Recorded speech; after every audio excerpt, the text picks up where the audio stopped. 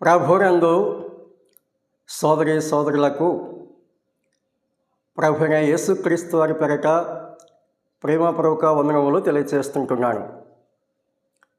మనము దేవుని పరిశుద్ధ గ్రంథములో ఆదికాండము మొదటి అధ్యాయము మొదటి 2 వాక్యాలు చదువుకుందాం. ఆదియందు దేవుడు భూమి ఆకాశములను సృజించెను. భూమి నిరాకారముగాను శూన్యముగాను ఉండెను. చీకటి అగాధ జలం పైన కమ్మి ఉండెను. దేవుని ఆత్మ జలముల పైన అల్లాడుచు ఉండెను. యెషయా గ్రంథము 45వ అధ్యాయము 18వ వాక్యం కూడా మనం చదువుకుందాం. ఆకాశములకు సృష్టికర్తయగు యెహోవాయే దేవుడు.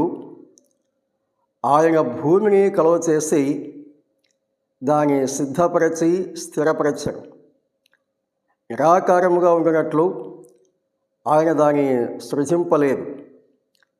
నివాస స్థలమగునట్లుగా దాన్ని సృజించెను. ప్రభునందు సోదరి సోదరులారా, దేవుని పరిశుద్ధ గ్రంథంలో దేవుని యొక్క వాక్యమును మనం చదువుకున్నాం. ఈ మొదటి సృష్టి దేవుడు ఏ రీతిగా కలుగ చేశాడు అనే సంగతులు మనము చూస్తున్నాం. మనము దేవుని యొక్క వాక్యంలో గమనించినప్పుడు ఆదికాండము మొదటి అధ్యాయము మొదటి వచనం, అందులో మొదటి సృష్టిని గురించి మనం చూస్తున్నాం. మొదటి సృష్టి, ఆ సృష్టిని ఏ రీతిగా దేవుడు చేశాడు మనం విషయాలు చదువుకున్నాం కదా. నివాస స్థలం ఒకట్లుగా చేశాడు అనే సంగతి అక్కడ మనము గమనిస్తున్నాం. నిరాకారముగా ఉన్నట్లు ఆయన దాన్ని సృజింపలేదు. నివాస స్థలము అగునట్లుగా దాన్ని సృజించను అనే మాటలు ఇక్కడ మనం చూస్తున్నాం. యోబు గ్రంథంలో మనము చూసినప్పుడు ఆ సృష్టి యొక్క ప్రారంభం ఎలా జరిగింది అనే సంగతులు మనము చూడవచ్చు. యోబు గ్రంథము 38వ అధ్యాయం 7 నుండి మనం చూద్దాం.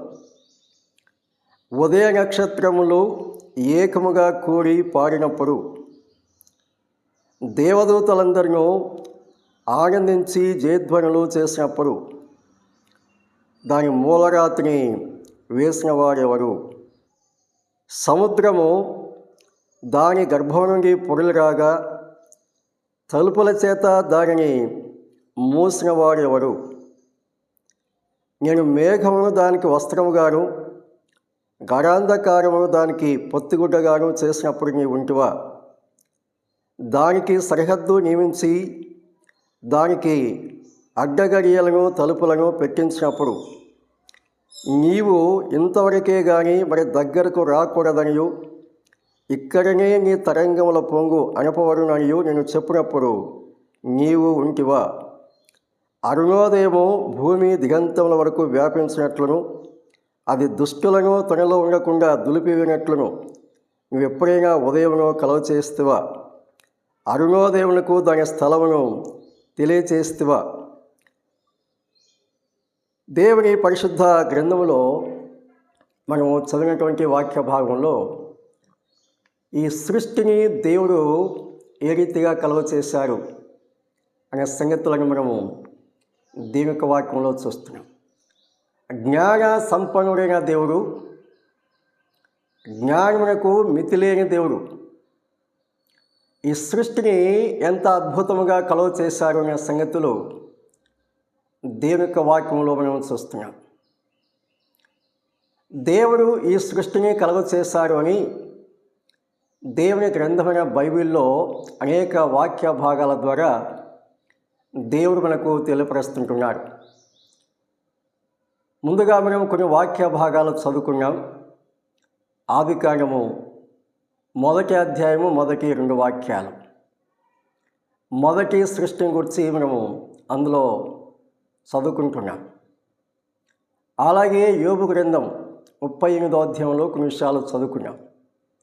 యెషయా గ్రంథము 45వ అధ్యాయం 18లో కొన్ని విషయాలు మనం చదువుకున్నాం. నెహెమ్యా గ్రంథము 9వ అధ్యాయము 6వ వాక్యంలో కూడా కొన్ని విషయాలు మనం చదవచ్చు. అలాగే కీర్తన గ్రంథం 33వ కీర్తనలో 6వ వచనంలో, 136వ కీర్తన 5వ వచనంలో దేవుడు కలుగజేసిన సృష్టిని గురించి మనం చూస్తున్నాం. యెషయా గ్రంథము 42వ అధ్యాయము 5వ వచనంలో, 44వ అధ్యాయము 24వ వచనంలో, సామెతలు 8వ అధ్యాయము 23 నుండి 30 వాక్యాలు, యోహాను సువార్త 1వ అధ్యాయము 3 వచనాలు, అపోస్తుల కార్యాలు 15వ అధ్యాయము 24, 25 వాక్యాలు, కొలస్సే పత్రిక 1వ అధ్యాయము 16వ వచనం, హెబ్రీ పత్రిక 1వ అధ్యాయము 10వ వచనం, 11వ అధ్యాయము 3వ వచనం, ప్రకటన 4వ అధ్యాయము 10, 11 వచనాలు. ఇంకా అనేక వాక్య భాగాల్లో దేవుడే ఈ సకల సృష్టిని కలిగించారు అనే సంగతులు దేవుని వాక్యము ద్వారా దేవుడు మనకు తెలియపరుస్తున్నాడు. దేవుడు కలుగజేసిన ఈ సృష్టి అత్యంత అద్భుతకరంగా, మనోహరంగా, రమ్యంగా ఉన్నది అనే సంగతులు మనం దేవుని యొక్క వాక్యంలో చూడవచ్చు. యెషయాలో మనం చూసాం, యోబులో మనం చూసాం. దేవుడు చేసినది ఏది కూడా అది చాలా రమ్యంగా ఉంటుంది, అద్భుతంగా ఉంటుంది, మనోహరంగా ఉంటుంది, అది ఉపయోగకరంగా ఉంటుంది. ఆ సంగతులు మనము దేవుని యొక్క వాక్యంలో చూడవచ్చు. అయితే ఆదికాండము 1వ అధ్యాయము 2వ వచనంలో మనము ఏమి చదువుకుంటున్నామంటే, భూమి నిరాకారముగాను శూన్యముగాను ఉండేను అనే మాట ఇక్కడ చూస్తాం. భూమి నిరాకారముగాను శూన్యముగాను ఉండెను. కలుగ చేయబడిన ఏ వస్తువుకైనా ఏదో ఒక రూపం ఉంటుంది, ఏదో ఒక రూపం ఉంటుంది. అయితే ఇక్కడ సృష్టి విషయంలో చూసినప్పుడు, దేవుడు కలుగజేసిన సృష్టిని గురించి మనము గమనించినప్పుడు, అద్భుతముగా, మనోహరముగా, అతి రమ్యముగా చేయబడినటువంటి ఈ సృష్టి ఏ రీతిగా మారిపోయింది అనే సంగతి మనం చూడవచ్చు. గతంలో మనం జ్ఞాపకం చేసుకున్నాం, తెలుగు బైబిల్లో భూమి నిరాకారముగాను శూన్యముగాను ఉండేను అని మనం చదువుకుంటున్నాము. కానీ హెబ్రీ భాషలో భూమి నిరాకారముగాను శూన్యముగాను ఆయను అనే మాట అక్కడ ఉన్నది అని మనం గమనిస్తూ వచ్చాం. దేవుడు కలగజేసిన ఈ అద్భుతమైన సృష్టి, అనంతమైన సృష్టి నిరాకారముగా శూన్యముగాను మారిపోవడానికి కారణాలు ఏమిటి? ఈ సంగతులు ధ్యానించడానికి ముందుగా దేవుని గ్రంథంలో కొన్ని సందర్భాల్లో సృష్టి ఏ రీతిగా పతనమైపోయింది, ఆ రీతిగా పతనం కావడానికి మూల కారణాలు ఏంటి అనే సంగతులు ముందుగా మనము దేవుని వాక్య ఆధారంగా చరిత్రాత్మకంగా కొన్ని సంగతులు గమనించి, ఆ తర్వాత ఆదికాండం 1వ అధ్యాయము 2వ వచనంలో దేవుడు కలగజేసిన సృష్టి అనగా 1వ వచనంలో కలగజేసిన సృష్టి 2వ వచనంలో ఏ రీతిగా పతనమైపోయింది అనే సంగతులు కూలంకషంగా, వాక్యానుసరంగా మనం ధ్యానం చేద్దాం. భూలోకములో మానవుడు దేవునికి విరోధముగా పాపం చేసినప్పుడు ఈ భూమి మీదకి దేవుని యొక్క శాపము, నాశనము వచ్చినట్లుగా దేవుని యొక్క గ్రంథం మనకు తెలియపరుస్తుంటున్నది. కొన్ని విషయాలు దేవుని వాక్య ఆధారంగా మనము గమనిద్దాం.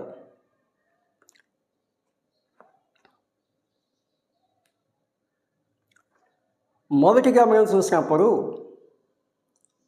ఆదాము హవ్వలు ఏదైనా తోటలో దేవుని యొక్క ఆజ్ఞను అతిక్రమించి పాపం చేసినప్పుడు దేవుడు ఏం చేశాడనే సంగతి మనం చూస్తే ఆదికాండము 3వ అధ్యాయము 17వ వచనంలో దేవుడు ఈ రీతిగా తెలియజేసినట్లుగా మనం చూస్తాం.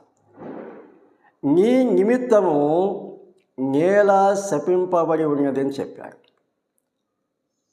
నీ నిమిత్తం, నిన్ను బట్టి భూమి శపింపబడి ఉన్నది. అది ముళ్ళ పొదలు గచ్చ పొదలు నీకు మొలిపిస్తుంది. నీవు బ్రతికే దినములన్నిటిలో నీ ముఖపు చెమట కార్చి దాని పంట తింటామని చెప్పాడు. పాప ప్రవేశానికి ముందుగా ఈ భూమి మీద ముళ్ళ పొదలు గచ్చ పొదలు లేనే లేవు. పాపం లేదు, శాపం లేదు. అంత అద్భుతంగా, రమ్యంగా, మనోహరంగా ఉన్నది. కానీ ఎప్పుడైతే మానవుడు దేవుని యొక్క ఆజ్ఞను అతిక్రమించారో, ఎప్పుడైతే దేవునికి విరోధంగా పాపం చేశారో అప్పుడు ఆదామును బట్టి భూమి శపింపబడింది. అప్పటి నుంటే ఈ పిచ్చి మొక్కలు, కలుపు మొక్కలు, ముళ్ళ పొదలు, గచ్చ పొదలు ఇలాంటివన్నీ భూమిలో ఆ మొలచుట లేక వృద్ధి చెందుట అనే సంగతులు మనం చూస్తాం. ఇవన్నీ కూడా పాపం యొక్క ఫలితమే, శాపం యొక్క ఫలితమే, దేవుని శాప ఫలితమే అనే సంగతులు దేవుని యొక్క వాక్యంలో చూస్తున్నాం. అత్యద్భుతంగా చేసినటువంటి ఈ సృష్టి ఈ రీతిగా మారిపోవడానికి మూల కారణము మానవుడు చేసిన గొప్ప పాపము అని దేవుని యొక్క వాక్యము మనం స్పష్టంగా తెలియజేస్తుంది. ఆ తర్వాత ఆదికాండము 6వ అధ్యాయంలో భూమి మీద నరులు విస్తరింప ప్రారంభించినప్పుడు ఏం జరిగింది? అక్కడ కూడా మానవులు దేవునికి విరోధంగా పాపం చేయడం చూస్తాం. ఎంతగా పాపం చేశారంటే సృష్టికర్త అయిన దేవుడే మానవులను చేసినందుకు సంతాపపడేను అని మనం చూస్తాం. దేవుడు భూలోకమును చూసినప్పుడు అది చెడిపోయి ఉండడు. సర్వ శరీరులు తమ మార్గమును చెరిపివేస్తూ ఉన్నారు అనే సంగతులు మనం చూస్తాం. దేవుడు మానవులను కలగజేసినందుకు సంతాపం చెందాడు. నా ఆత్మ నరులతో ఇక వాదించదని చెప్పాడు. ఎంతగా ఆయన సంతాపం చెందాడంటే ఇక భూమి మీద మానవుడు ఉండకుండా తుడిచిపెట్టాలి. మానవులను మాత్రమే కాదు, సకల జీవరాశులను తుడిచివేయాలి అన్న ఒక నిర్ణయానికి వచ్చారు. ఎందుకు అలాంటి నిర్ణయం తీసుకున్నాడంటే మానవుల యొక్క పాపం. దేవుడు ఎప్పుడు కూడా మానవుడు తప్పిపోయినప్పుడు వెంటనే శిక్ష విధించాడు. దేవుని యొక్క వాక్యంలో చూస్తాం. నోవహు కాలంలో కూడా 120 సంవత్సరములు వారికి అవకాశం కలిగించాడు. ఆత్మ ద్వారా వారి మధ్యకు దేవుడు వెళ్ళి వారితో మాట్లాడినట్లుగా వారిని ఒప్పించడానికి దేవుడు చేసిన ప్రయత్నాలు దేవుని వాక్యంలో చూస్తాం. కానీ ఏమాత్రం వారు ఆలకించలేదు. ఆదాము మొదలుకొని 7వ వాడైన హనోకు కూడా ప్రవచించారనే సంగతులు దేవుని యొక్క వాక్యంలో మనం చూస్తున్నాం. ఈ రీతిగా ఆనాడే దేవుడు ప్రవక్తల ద్వారా, అనగా ఆదాము నుండి హనోకు వరకు వారిని ప్రవక్తలుగా వినియోగించి ఆనాటి జనాంగానికి సంగతులు బోధించాడు. పాపం గురించి బోధించాడు, తీర్పుని గురించి బోధించాడు, నీతిని గురించి బోధించాడు. కానీ వారు తమ పాపమును విడిచిపెట్టలేదు. ఇంకా ఇంకా ఇంకా పాపంలో దిగిపోతుంటున్నారు. ఇక మానవులు మార్పు చెందే అవకాశం కనిపించలేదు. కాబట్టి ఆ తర్వాత దేవుడు ఏం చేశారు? వారి మీదకి జలప్రలయం రప్పించారు. ఈ నాశనానికి మూల కారణం మానవుల యొక్క పాపమే. ఆ సంగతి మనం దేవుని యొక్క వాక్యంలో చూస్తున్నాం. అలాగే ఆదికాండం 13వ అధ్యాయంలో, ఆ తర్వాత 18వ అధ్యాయంలో మనం గమనించినప్పుడు సొదొమ గొమొర్ర అనే పట్టణాల మీద దేవుడు అగ్ని గంధకమును కురిపించి వాటిని నాశనం చేశారు అనే సంగతి చూస్తాం. ఎందుకు అలా చేశారు? దేవుని యొక్క వాక్యములు మనం చూసినప్పుడు సొదొమ ప్రజలు దుష్టులను యెహోవా దృష్టికి బహు పాపులై ఉన్నారు అని 13వ అధ్యాయము 13వ వచనంలో మనం చూస్తాం. దుష్టులు యెహోవా దృష్టికి బహుపాపులు అని అక్కడ వ్రాయబడి ఉన్నది. అందుచేత అగ్ని గంధకాలు కురిపించి ఆ పట్టణాలను సమూలంగా నాశనం చేశారు అనే సంగతులు మనం దేవుని యొక్క వాక్యంలో చూస్తాం. అలాగే పేతురు రాసిన 2వ పత్రిక 3వ అధ్యాయంలో మనం చూసినప్పుడు 6 నుండి క్రింది వాక్యాలు మనం చూస్తే ఈ ప్రపంచం అనగా ప్రస్తుతం ఉన్నటువంటి ఈ ప్రపంచం అగ్ని గంధకములతో కాల్చివేయడానికి సిద్ధముగా ఉన్నది అనే సంగతి మనం దేవుని యొక్క వాక్యంలో చూస్తున్నాం. దేవుని యొక్క వాక్యంలో ఇంతవరకు మనము గమనించిన విషయాలు ఆలోచన చేస్తే ఏ కాలమందైనా నష్టానికి మూల కారణం, శాపానికి మూల కారణం ఏమిటంటే మానవుడు చేసిన పాపమే. పేతురు రాసిన 2వ పత్రిక 3వ అధ్యాయము 5 నుండి నేను చదువుతున్నాను. ఏలయనగా పూర్వం నుండి ఆకాశము ఉండననియు నీళ్లలో నుండి నీళ్ల వలయను సమకూర్చబడిన భూమియు దేవుని వాక్యము వలన కలిగను అనియు వారు బుద్ధిపూర్వకముగా మరతురు. ఆ నీళ్ల వలన అప్పుడున్న లోకము నీటి వరదలో మునిగి నశించెను. అయితే ఇప్పుడున్న ఆకాశమును భూమియు భక్తిహీనుల తీర్పును నాశనమును జరుగు దినం వరకు అగ్ని కొరకు నిల్వ చేయబడినదై అదే వాక్యము వలన భద్రము చేయబడి ఉన్నది. ప్రియులారా, ఒక సంగతి మరచిపోకుడి. ఏమనగా ప్రభు దృష్టికి ఒక దినము 1000 సంవత్సరముల వలెను, 1000 సంవత్సరములు ఒక దినం వలెను ఉన్నవి. కొందరు ఆలస్యమని ఎంచుకున్నట్లు ప్రభు తన వాగ్దానం గురించి ఆలస్యము చేయవారు కారు. కానీ ఎవరును నశింపవలనని ఇచ్చయింపక అందరూ మారుమనసు పొందవలనని కోరుచు మీ ఎడల దీర్ఘశాంతం కలవారై ఉన్నారు. అయితే ప్రభు దినము దొంగ వచ్చినట్లు వచ్చును. ఆ దినమున ఆకాశములు మహాధ్వనితో గతించిపోను, పంచభూతములు మిక్కుటమైన వేంద్రముతో లయమైపోను, భూమియు దాని మీద ఉన్న కృత్యములను కాలిపోను. ఇవన్నీ ఇట్లు లయమైపోయినవి గనుక ఆకాశములు రవులుకొని లయమైపోనట్టు, పంచభూతములు మహావేంద్రముతో కరిగిపోనట్టు దేవుని దినపు రాకడ కొరకు కనిపెట్టచ్చు, దానిని ఆశతో అపేక్షించచ్చు మీరు పరిశుద్ధమైన ప్రవర్తనతోనూ భక్తితోనూ ఎంతో జాగ్రత్త కలవారై ఉండవలెను. ప్రభునందు సోదరి సోదరులారా, దేవుని పరిశుద్ధ గ్రంథంలో మనం చదివిన వాక్య భాగంలో ఇప్పుడున్న ఈ భూమి, ఈ ఆకాశము, సముద్రము, అందులో సమస్తం కూడా అగ్ని కోసం నిల్వ చేయబడి ఉన్నవి. అగ్ని గంధకములతో కాల్చివేయడానికి సిద్ధముగా ఉన్నవి అనే సంగతులు మనం చూస్తున్నాం. కారణం ఏమిటి? పాపమే.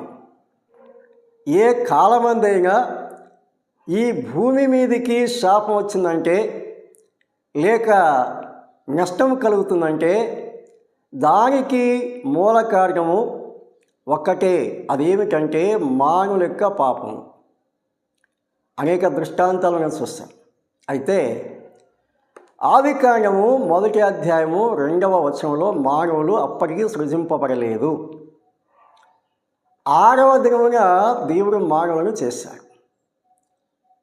మరి 6వ దినమున దేవుడు మానవులు చేసినప్పుడు భూమి మీద మానవుడే, మానవుల యొక్క ఉనికి లేని కాలంలో ఈ సృష్టి అనగా మొదటి సృష్టి నిరాకారముగాను శూన్యముగాను మారిపోవడానికి మూల కారణం ఏమిటి?